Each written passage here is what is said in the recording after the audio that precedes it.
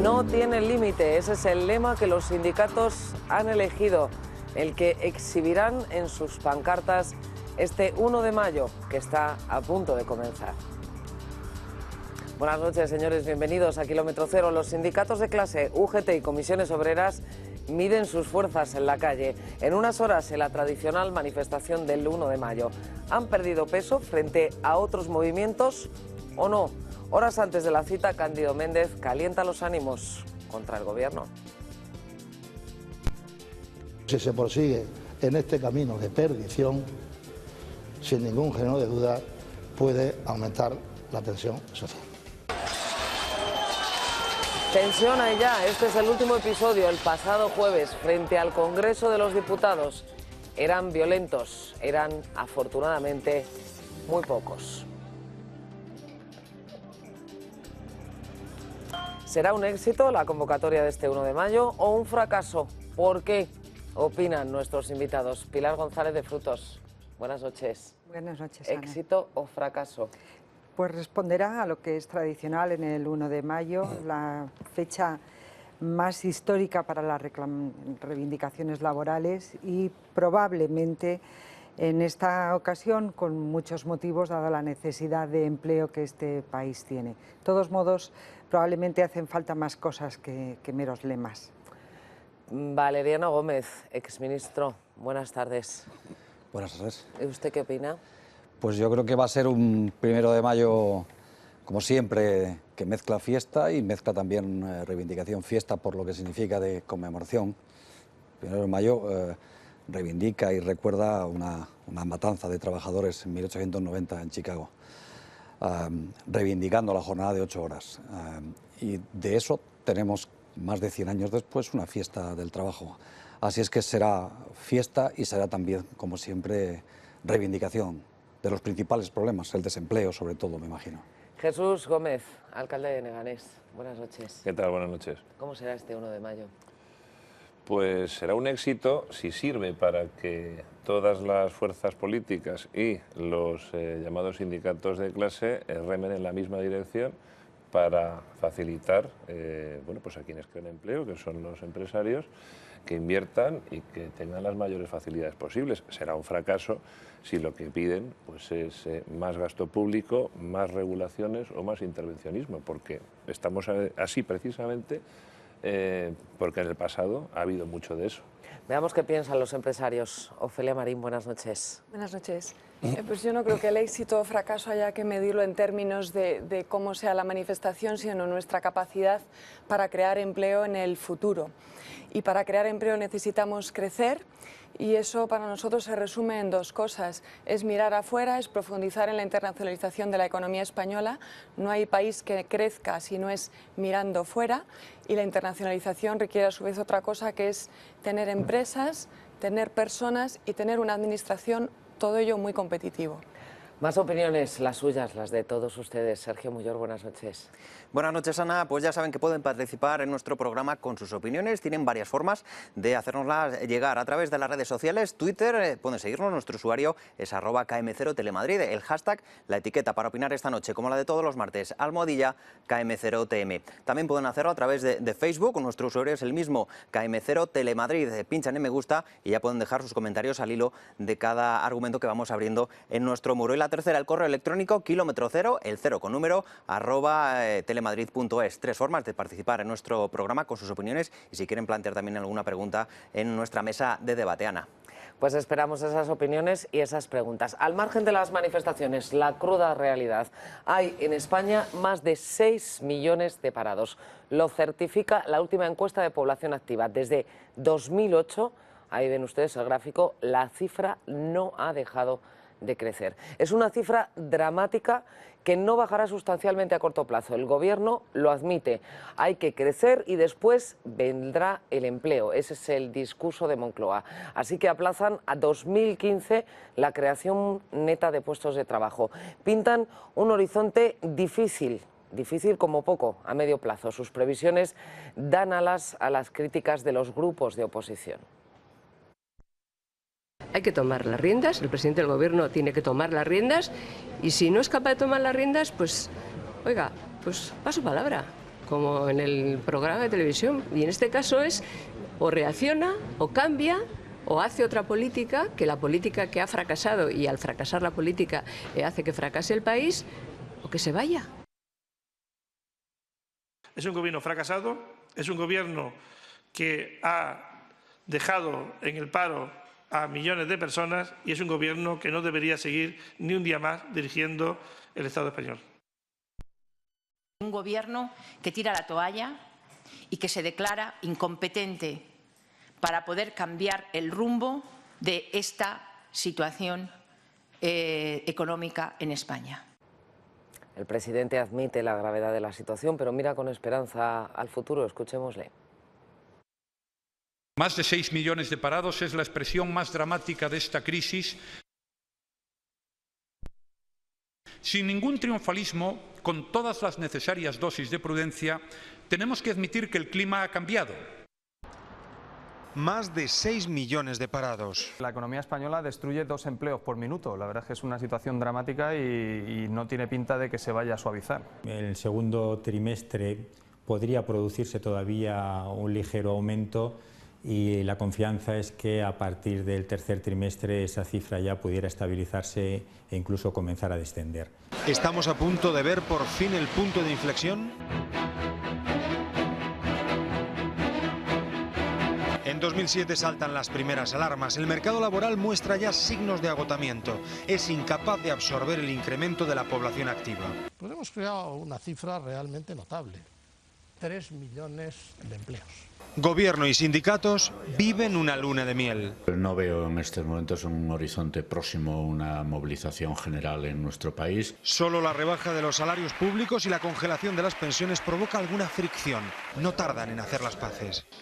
Hoy tenéis que celebrarlo. Mañana ya es otro día y tendremos que ponernos a la tarea. Rajoy sabe que es el paro su mayor reto. Antes incluso de tomar posesión llama a Génova a empresarios y sindicatos. En el marco laboral actual hay posibilidades más que suficientes para poder buscar soluciones por la vía del diálogo social y por la vía del consenso. Lo que son los grandes desafíos que enfrenta la sociedad española en estos momentos pueden ser compartidos. Poco duró el proceso de diálogo. La reforma del mercado de trabajo le costó al presidente su primera huelga general. Pretendemos que las calles de España sean un clamor contra la reforma laboral. ¿Es esa nueva legislación la culpable de la elevada tasa de paro que padecemos? Se están salvando empleos y oportunidades que estaban condenados antes de la reforma a perderse.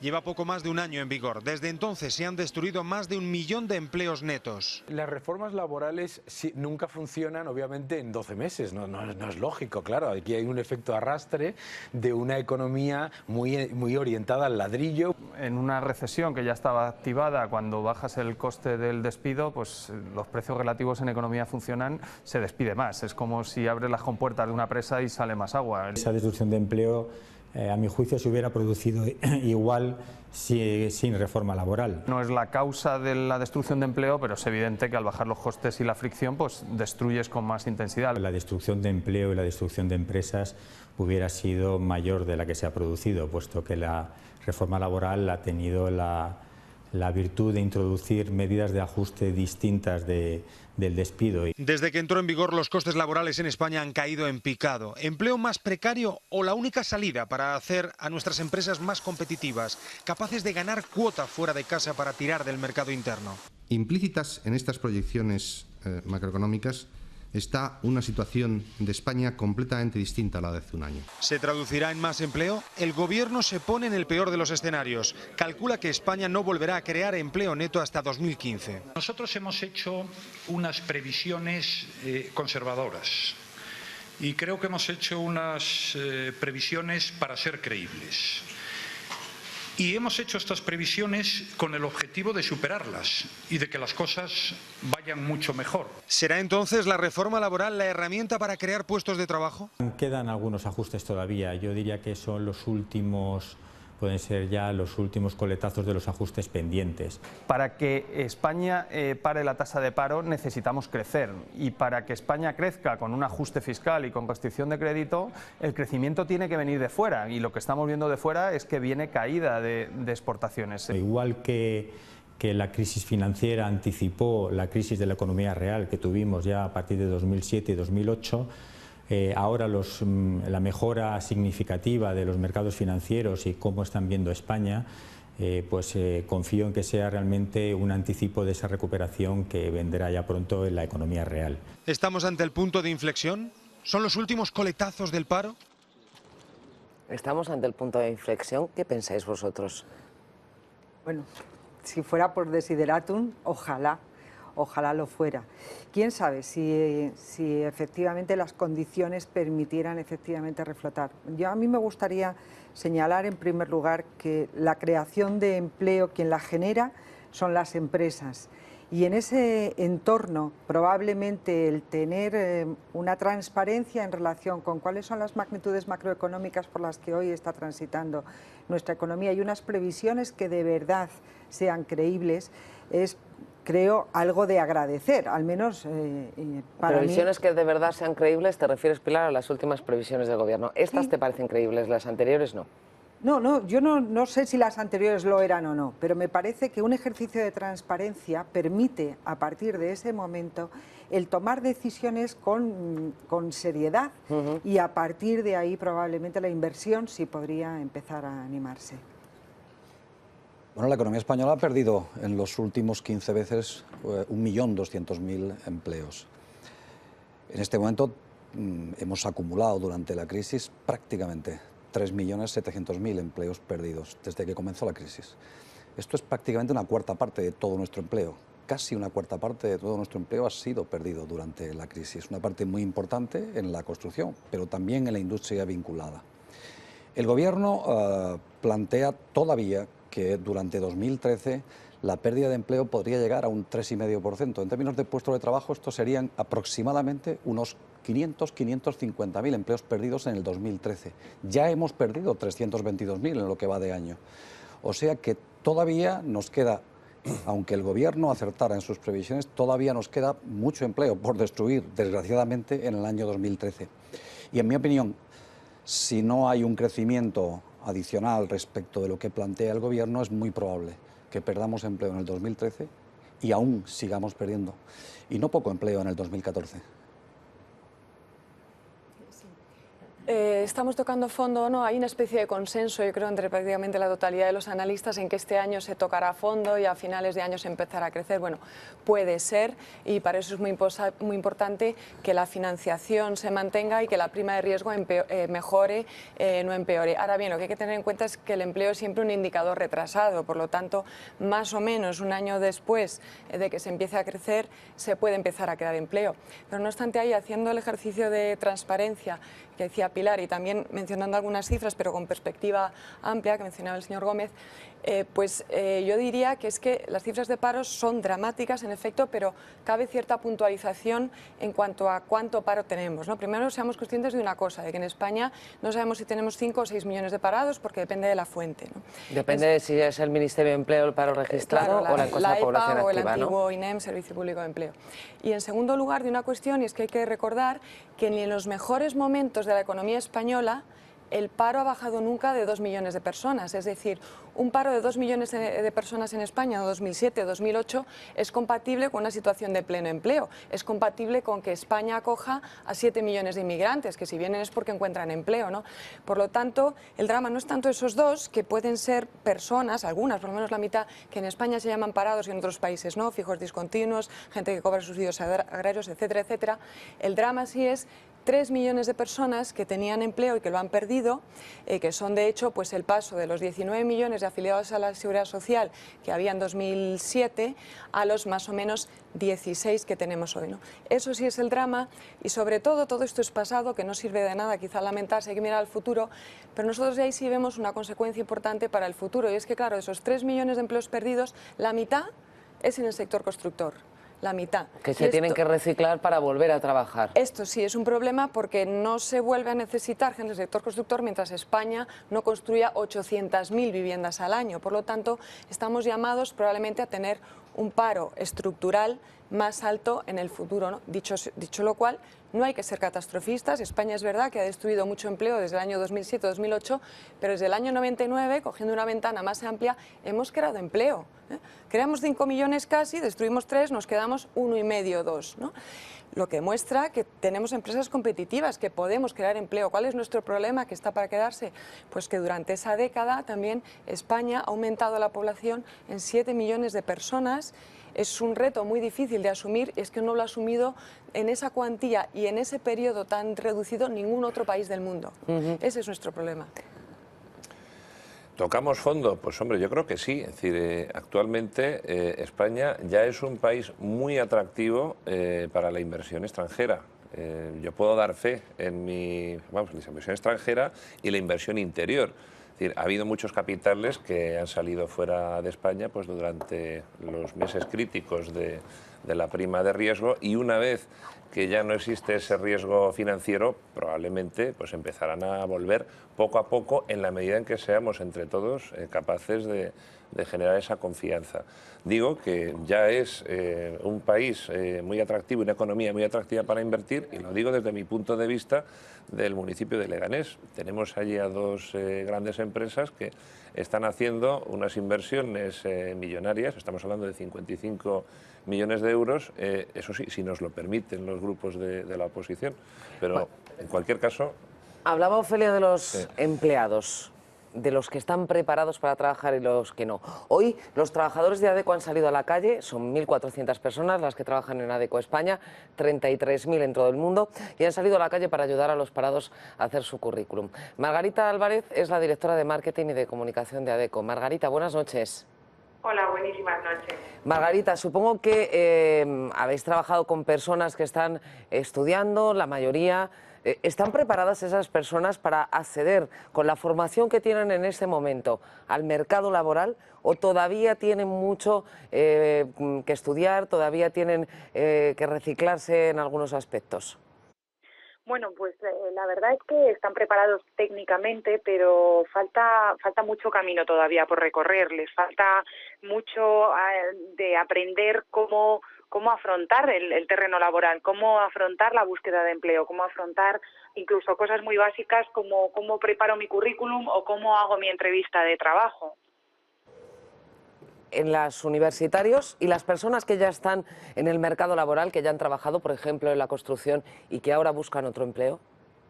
Pues fíjate, yo creo que esos son los sectores probablemente más débiles en este sentido, porque tenemos y nos encontramos con muchísima gente, pues por ejemplo mayores de 45 o personas que han estado trabajando durante 10, 12, 15 años en una empresa que evidentemente nunca se han preparado para este proceso, nunca nadie les ha explicado cómo hacer un currículum porque nunca lo han necesitado, nunca se han enfrentado con una entrevista de trabajo porque llevan X años trabajando en la misma empresa, con lo cual nunca se han visto en esta situación y eso está frenando a que mucha gente sea capaz de pasar un proceso de selección, lo cual es terrible y ese ha sido el motivo que nos ha llevado a salir a la calle y a que nadie se quede fuera de un empleo por un tema tan técnico y tan sencillo de solventar. Porque vosotros que recibís ofertas de empleo, ¿está subiendo el número de ofertas? ¿Se mantiene el número de ofertas al menos? Bueno, se mantiene, la verdad es que por ahora se mantiene, pero es verdad que ves muchos casos en los que hay personas que están preparadas técnicamente, pero que bueno, pues que no pasan un proceso por determinados motivos que no son tanto la preparación técnica como que no están preparados para pasar ese proceso. Pero bueno, la demanda está estabilizada. La verdad es que por ahora no podemos decir que esté aumentando la oferta de empleo. Muchas gracias, Margarita. A vosotros, muchísimas gracias. No sé qué opináis de lo que...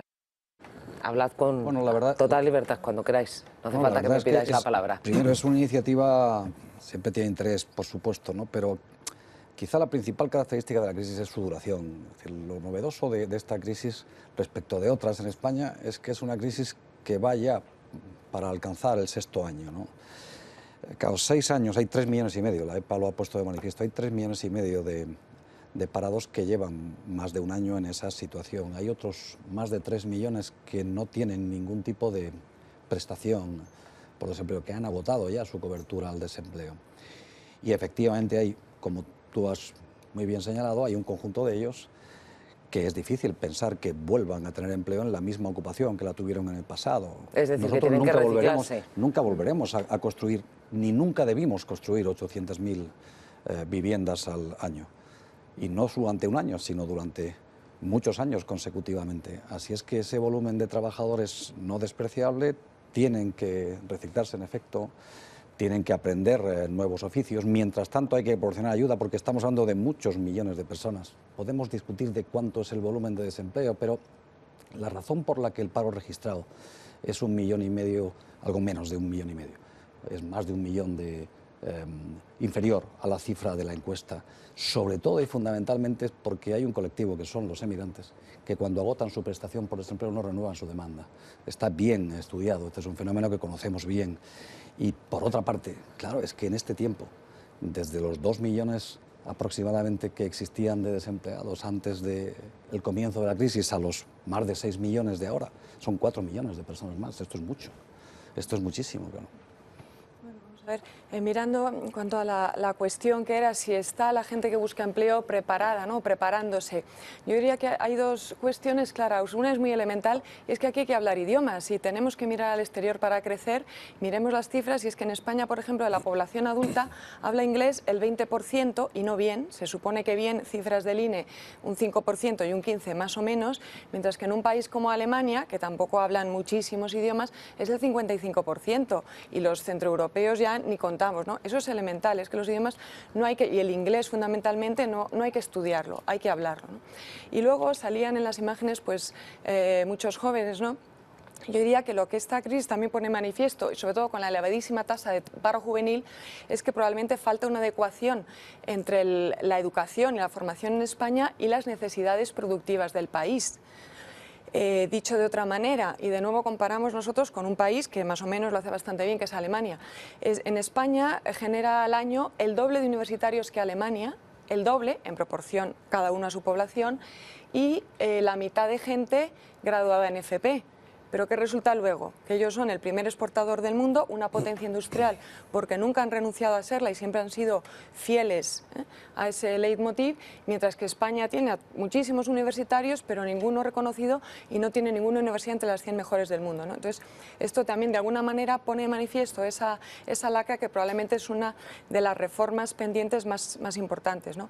Luego, en cuanto al colectivo inmigrante, pues no sé si se comportan distinto o no que el nacional, ¿no? El colectivo inmigrante al final, bueno, extranjero, vamos, son 6 millones de personas más o menos, más 1 millón de nacidos de madre extranjera, y de esos 7 millones de personas contribuyendo a la seguridad social hay 1,6 millones, ¿no?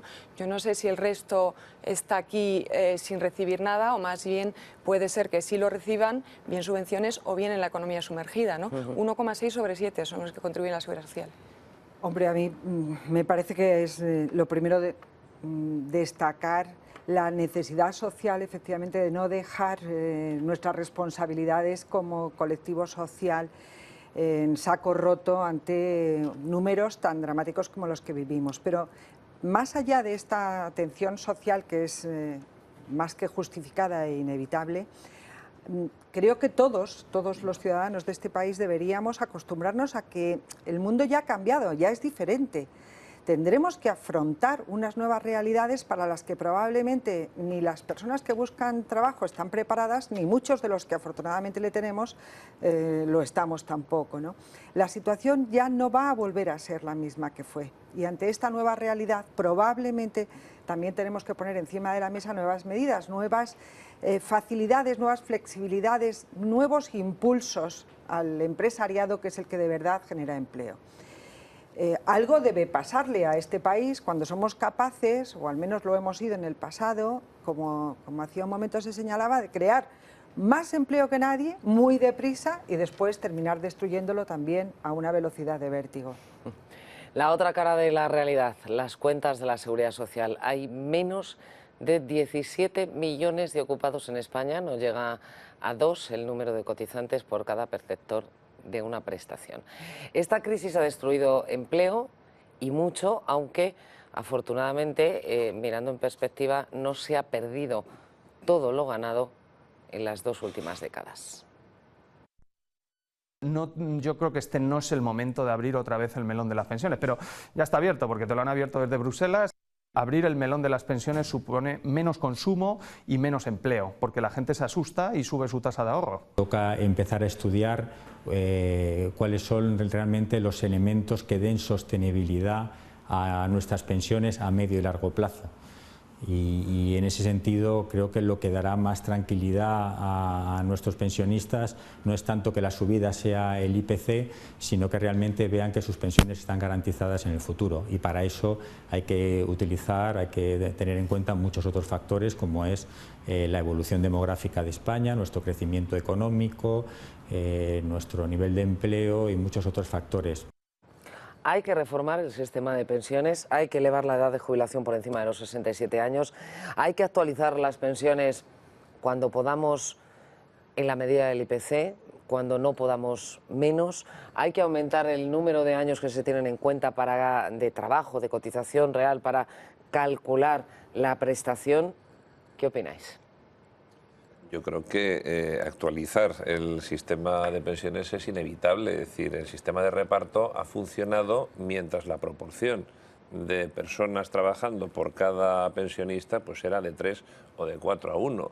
Es decir, si nos encontramos con una proporción de 2,5 o de 2 a 1, la cosa es muy difícil de sostener. Esto es una realidad que habrá que aceptar más temprano que tarde. Es decir, habrá que introducir en el sistema público de pensiones algún criterio. ¿Cuál es? Algún criterio de capitalización. Es decir, vamos a ver, no podemos seguir viviendo el eufemismo de que las cotizaciones corrientes van a tener que financiar los derechos adquiridos en el pasado, porque ¿qué pasa con los que están cotizando hoy? ¿Quién les va a garantizar el cobro de esa pensión en el futuro?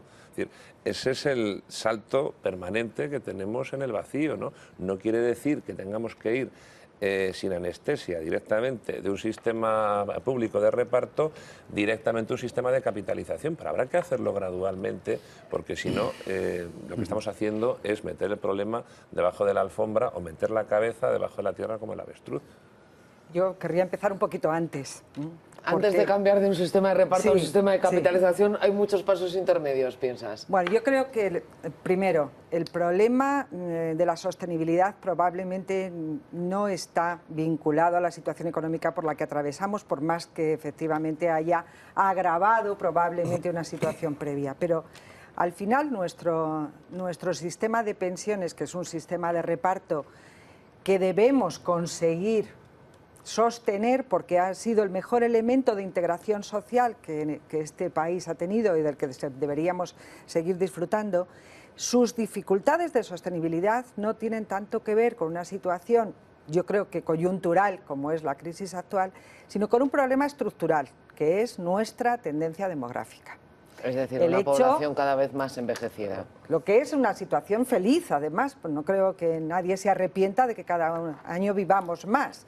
Pero en la medida en que vamos ganando más años de vida y que se gana sobre todo en la proporción de población que ya es pasiva, que ya está cobrando de seguridad social, ese es un asunto que creo sí puede comprometer la sostenibilidad y un asunto que deberíamos tratar en este país con muchísima naturalidad, porque debería formar parte de los debates técnicos, políticos y sociales. Este es un elemento de cohesión social y debería formar parte con naturalidad de nuestros debates habituales. Por tanto, lo de si es o no oportuno abrir en este momento el debate, yo creo que es oportunísimo, porque nunca debería cerrarse. Ahí lo tienes claro. ¿Y reformas? ¿Qué reformas haríais para ir adaptando ese sistema? Pero yo creo, al envejecimiento progresivo de la población? Yo creo que es lo esencial. Es decir, las reformas que tienen que ver con la sostenibilidad a plazo, es decir, ¿qué le pasa a nuestro sistema en el año 2040 o 2050? Esas reformas ya se hicieron hace 2 años. Esa fue la razón por la que la edad de jubilación pasó para las carreras más cortas, las que no tenían 38 años y medio al menos, pasó de 65 a 67 y pasaba lentamente. Esa fue la razón por la que se computa, en lugar de los 15 últimos años de carrera laboral, se computan 25 años. Esa es la razón por la que ahora es más difícil y cuesta más jubilarse parcialmente, porque supone un coste mayor para el sistema, no así la jubilación anticipada, que no supone costes para el sistema de seguridad social. Esas reformas ya están hechas. Y ahora el problema es otro. Ahora el problema es, ¿qué es lo que podemos sostener? Si podemos sostener algo con un país que pierde en los 2 últimos años 1.200.000, en los 5 últimos años más de 3,5 millones de empleos. Esto es otra cosa. Aquí estamos hablando de qué hacer con un sistema que obviamente no puede subsistir ni a largo ni a corto con este tipo de país y de economía que no crece, que no crea empleo y en el que su sistema de protección social, no solamente las pensiones, la protección por desempleo, nuestro sistema educativo, nuestro sistema sanitario, tendrá dificultades para mantener su nivel de gasto. Y lo que decimos, y esa es la razón por la que insistimos, que la prioridad tiene que ser el crecimiento. La prioridad no puede ser el déficit. No es un problema de gasto el de nuestro país. Nuestro país gasta menos. Nuestro gasto público es 8 puntos inferior a la media europea. Y nuestra recaudación fiscal es del mismo orden inferior a la media europea. Nuestro país tiene un problema de recaudación y de también inferior gasto. ¿En qué? En las funciones esenciales. Nosotros gastamos 10 puntos de PIB en pensiones. 13 puntos gasta Alemania. El problema 14 de puntos gasta Francia. 13,5 puntos gasta Italia. Se habla del sistema de capitalización, sí, pero en el único país que es comparable, Reino Unido, por ejemplo. Si cogemos una carrera de cotización de 40 años en el Reino Unido, en un sistema de capitalización, los últimos 40 años, los que terminan hoy, y decimos cuánto cobraría ese señor en ese sistema de capitalización en Gran Bretaña, con una base de cotización como la máxima española, 3.000 euros, para hacer la cuenta sencilla, cobraría 1.450 euros, frente a 3.000 que cobraría aquí. Claro, por eso son mejores los sistemas de capitalización, claro, porque se cobra menos y se paga más. Se cobra menos y se paga más. Esta es la verdadera desgracia del sistema de capitalización. 300 euros al mes a interés compuesto durante 40 años. Pues, y luego sobre eso calculas te una renta invito, perpetua. 3.000 euros. Cobraría en España 1.500 euros cuando le quitas todo lo que hay que quitarle. Comisiones, gastos que son ingentes. Y además tenemos el ejemplo actual. Si solamente se computa la contribución que un trabajador ha hecho desde su carrera laboral actualizada, la pensión resultante en España es prácticamente la mitad de la actual. Este es el problema. ¿Pero tú en qué te basas para decir que en son los solo cálculos, 1.500? en hacer números. A la hora lo que se basa uno es en hacer números, en coger las estadísticas y hacer cálculo actual. En eso es lo que se basa uno. Pilar, yo no sé si en una SPA tenéis esos cálculos. Bueno, a ver, a mí me gustaría primero romper un poco esta diatriba entre el reparto y la capitalización, porque yo no apostaría porque sean exactamente contrapuestos el uno al otro. Son diferentes. Se puede ir a un sistema mixto ¿Pueden complementario. ser complementarios? Yo creo que cada uno de los sistemas complementarios es que tenemos el ejemplo sueco, donde hay un tramo de capitalización y las pensiones llevan perdiendo casi 15 puntos de poder adquisitivo en los últimos 5 años. Pero lo que tendrás que hacer es garantizar las prestaciones pasivas, los derechos adquiridos en el pasado vía impuestos.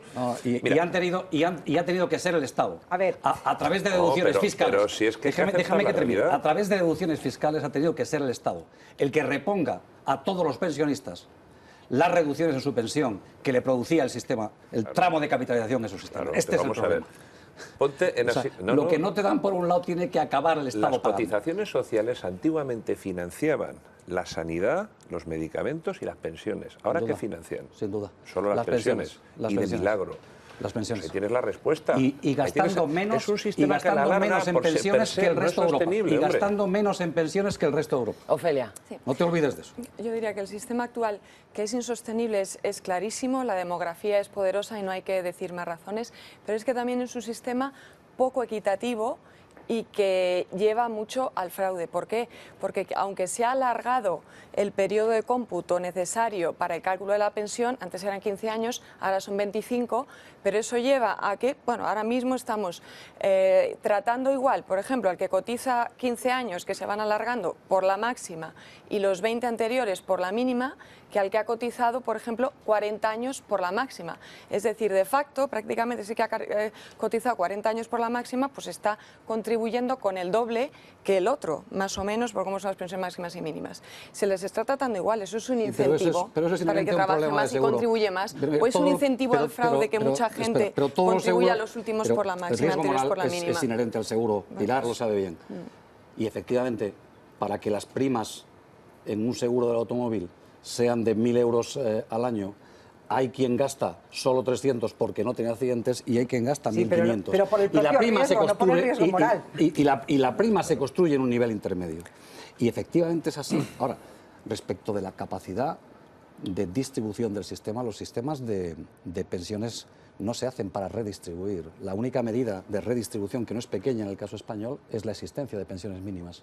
Lo que se hace es que aquellos, en función de cuánto han cotizado y del número de años que han cotizado, tienen su pensión.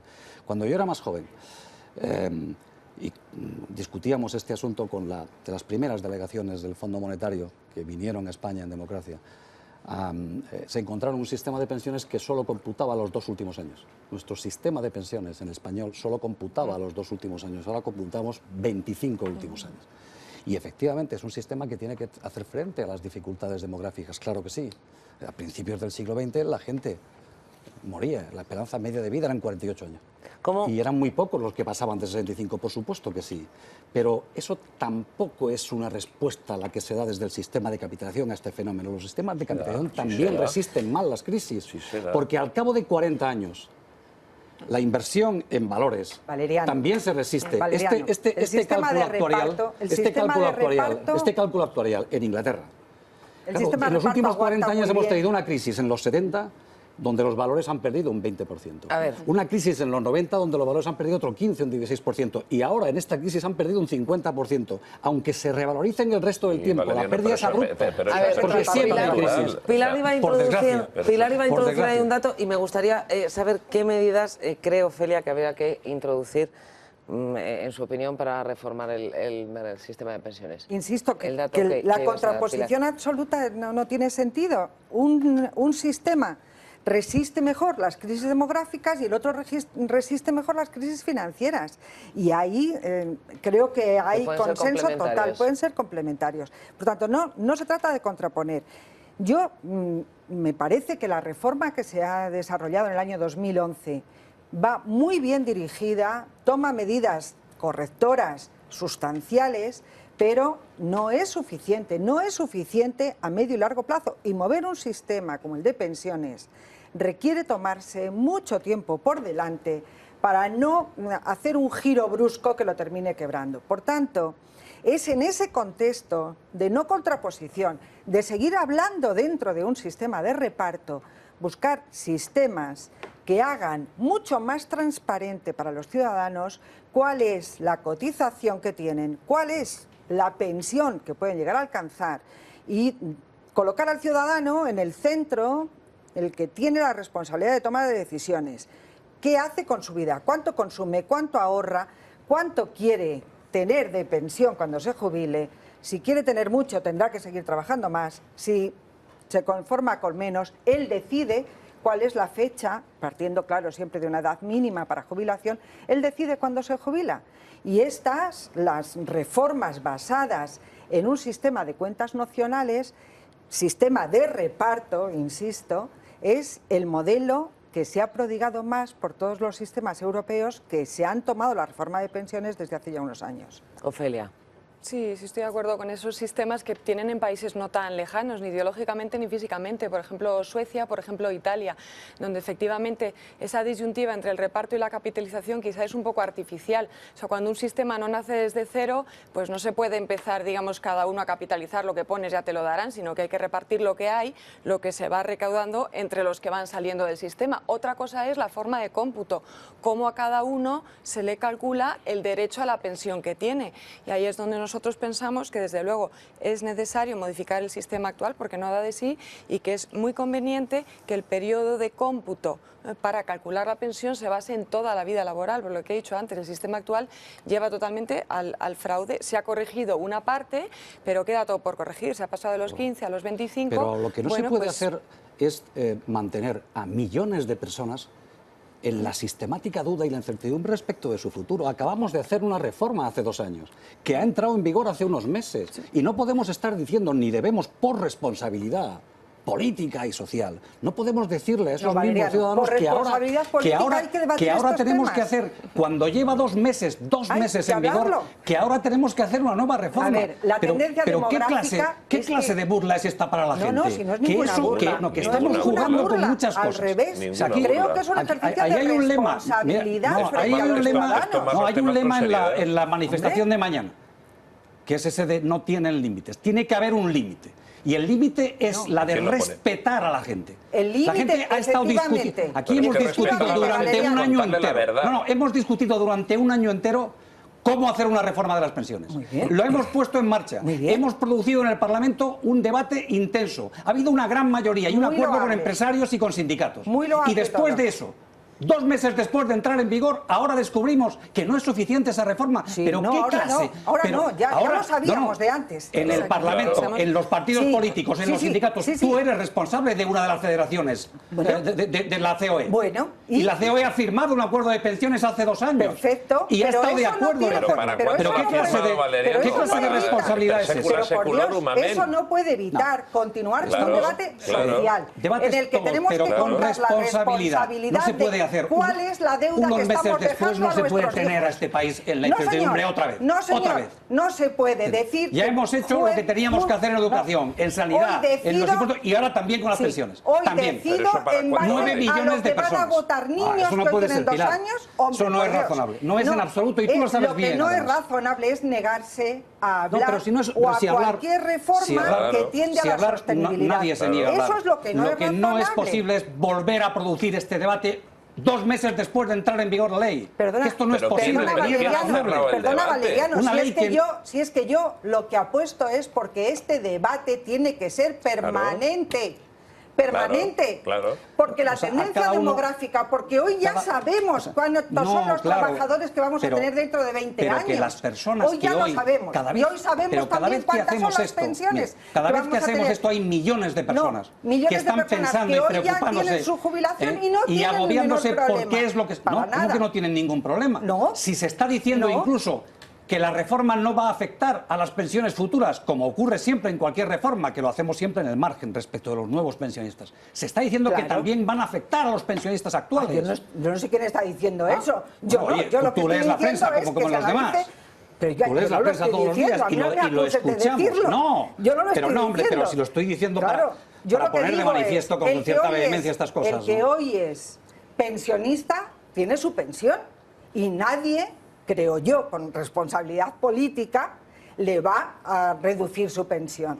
Otra cosa es que tengamos que analizar qué queremos nosotros, los que hoy tenemos que tomar decisiones, cargar nosotros con la parte del problema que hemos generado o trasladárselo a nuestros hijos. ¿Eso es responsable? ¿Es responsable eso? Los sistemas de reparto se basan precisamente en esa idea de que son los hijos los que cuidan de los padres. Ya, pero cuando antes cuidaban en especie. Los sistemas de reparto se basan les cuidaban, les daban de comer, por cada les acompañaban, les proporcionaban medicinas y alimentación cuando no podían trabajar. Para eso nacieron las pensiones. Eran los hijos.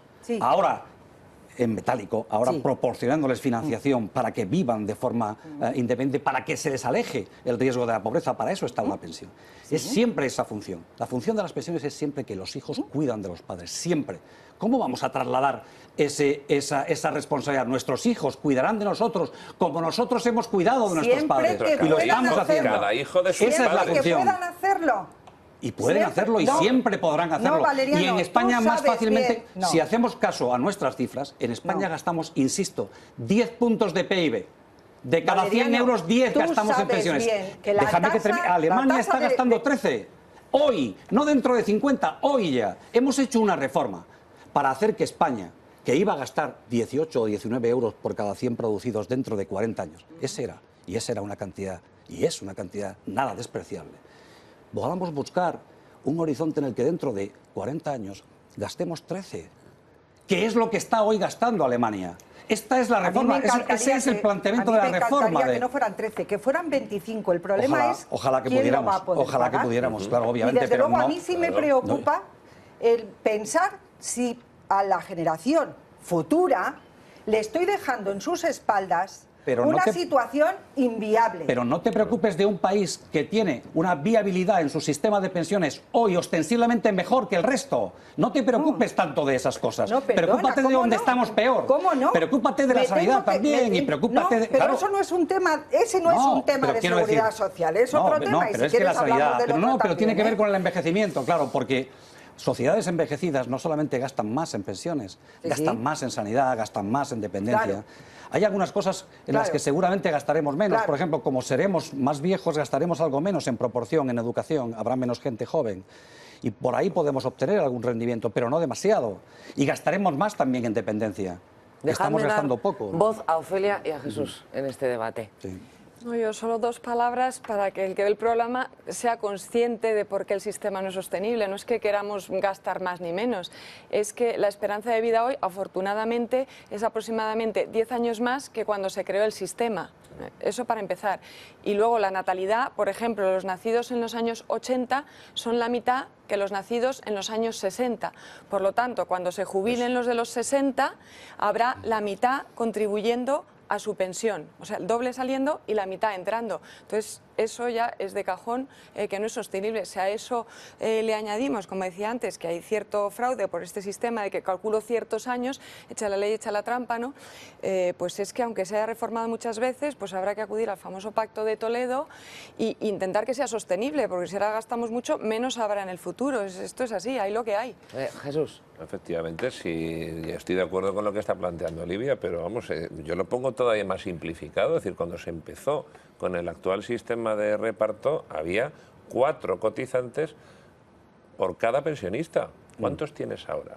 Tienes apenas 2,5 y bajando. 2 cotizantes por cada pensionista.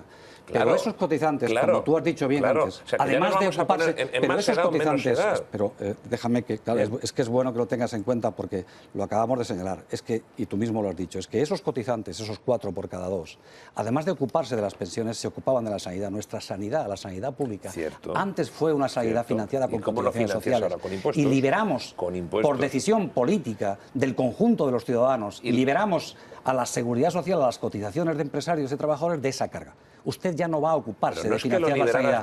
Van a ser los tributos. Es que declaraste la quiebra parcial de ese sistema, porque ya no podías asumir todas las prestaciones que tenían en un principio. Todo el mundo. O sea, vamos a hablar con propiedad. Pero lo que digo es, pero claro, si es que el resumen de todo eso es que Alemania gasta 13 puntos de cada 100 que produce, pero si es que tiene que ser así, ese es el ratio en el que lo medimos. Nosotros medimos el esfuerzo de una sociedad en cada ámbito, se mide así, de cada 100 euros que produzco, ¿cuánto gasto en educación? Y España gasta 4 y otros gastan 6. ¿Y cuál es la productividad de un trabajador español medio? No, la productividad ya está en el PIB. Hombre, es que no, es que no es lo mismo. Estas cosas, vamos a ser serios discutiendo. La productividad ya está en el PIB, No me digas ahora la productividad ya está en el Producto Interior Bruto. Dejadme ver qué piensan de este asunto nuestros espectadores. Sergio, cuéntanos.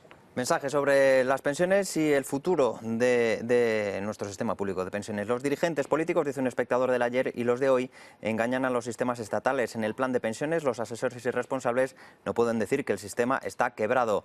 José Luis, aplicar a los políticos las mismas normas que al resto de los mortales podría ser una medida muy importante, y que pierda la pensión todo cargo público condenado por un delito económico sería otra medida que se podría tomar. José Manuel, esta terrible depresión ha azotado a los mayores de tal manera que es un deber computar las pensiones durante los últimos 25 años cotizados. Es muy difícil que un mayor de 50 años consiga un empleo, y si lo consigue, que sea del mismo sueldo de antes de perderlo. Ana. Sí, eso va a ser complicado, que hay personas que les va a costar llegar a los 35 años de cotización para acceder a la pensión. Bien, vamos a cerrar este asunto, vamos a temas más políticos. Ofelia, Pilar, os agradezco que hayáis estado aquí esta noche a las 2. Buenas noches.